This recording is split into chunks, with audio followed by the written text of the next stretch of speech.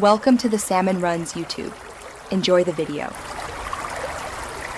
In this video, I will show you how to make delicious fried rice Manchurian. First, ensure you have all your ingredients ready, including 2 cups of cooked rice, 1 cup of finely chopped vegetables, and your Manchurian ball components. Next, combine grated cabbage, carrots, and 1/4 cup of all-purpose flour to form small balls.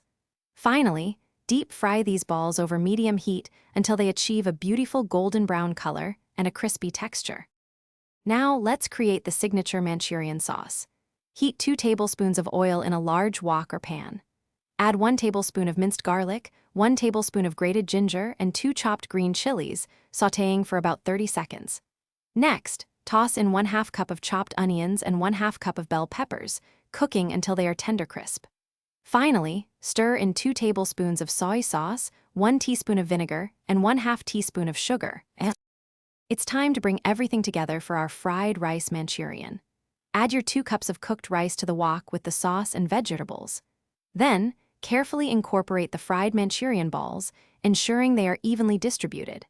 Gently toss all the ingredients together, allowing the rice and balls to absorb the rich flavors of the sauce.